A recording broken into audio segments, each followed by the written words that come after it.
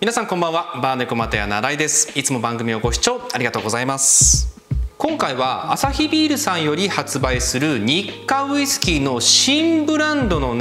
情報が届きましたのでご紹介させていただきます。今回のブランドは日課フロンティアになります。いくつかのポイントを挙げながらご紹介したいというふうに思います。まずは一番皆様が気になる発売日とそして価格です。発売日が10月の1日、そして価格が2000円ということですね。結構価格としては良心的なウイスキーが発売するみたいです。2000円というふうに聞くと価格帯としては核とかあとは陸とかそこら辺と同じぐらいの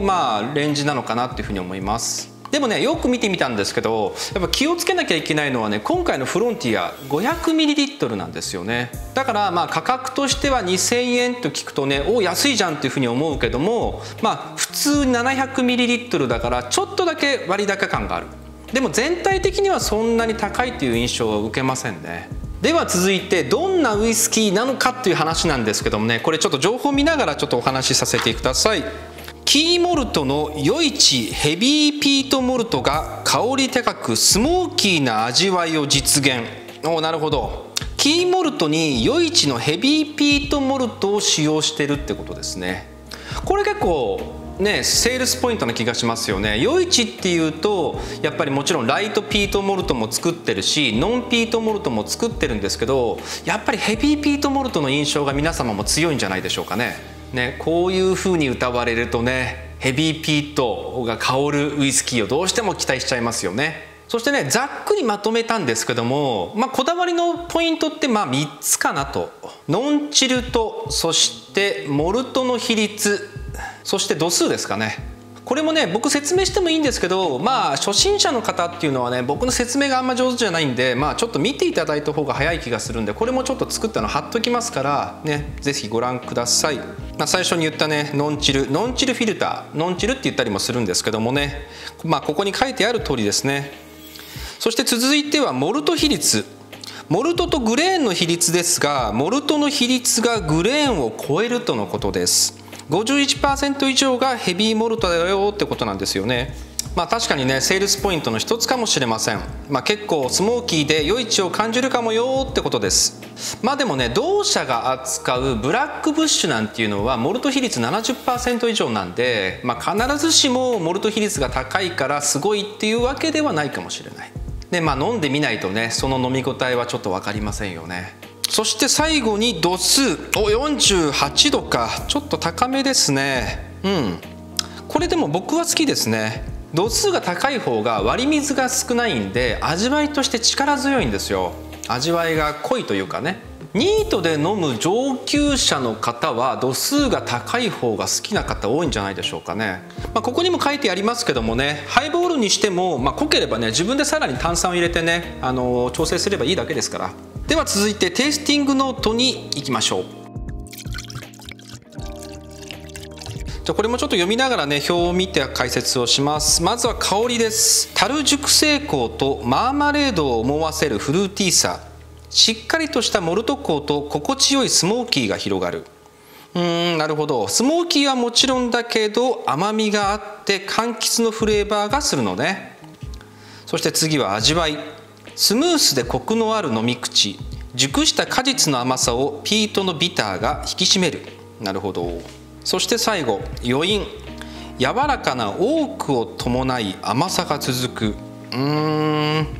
甘みが強そうな印象ですかね。今の情報を聞いてちょっと僕が思ったのが、日課さんが昔出した期間限定の商品なんだけども、今は終売商品になってるブラック日課のディープブレンドナイトクルーズっていうのがあったんですよ。それはシンダルで10年以上長期熟成させた余市のヘビーピートモルトを原酒にして宮城郷のカフェグレーの原酒をブレンドしたもので、やはり度数が高くて45度ぐらいで価格も2000円ぐらいだったんですよ。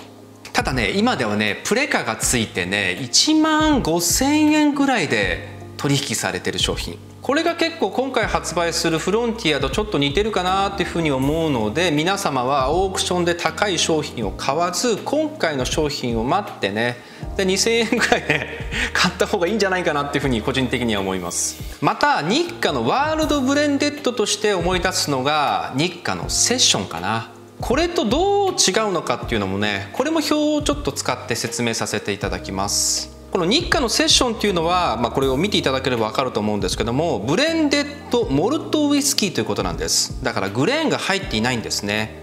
ブレンデッドモルトの有名どころだとモンキーショルダーやジョニーウォーカーのグリーンなどありますが、あとは今回のフロンティアとは価格が圧倒的に違いますよね。今回のフロンティアはグレーンが入りますからだいぶ抑えられている印象です。最後に個人的に思うことをちょっとお話ししようかな。まだね飲んでないんでね、味の感想とかちょっとできないんですけども、パッケージデザインが上がってきたわけじゃないですか。僕このボトルデザインがちょっと気になるかな。なんかセッションの時もね感じたんですけど、今日本のウイスキーブームが来ているんだから、もっと和のテイストを前面に出したラベルの方がウケると思うんですけど、皆さんはどう思いますか？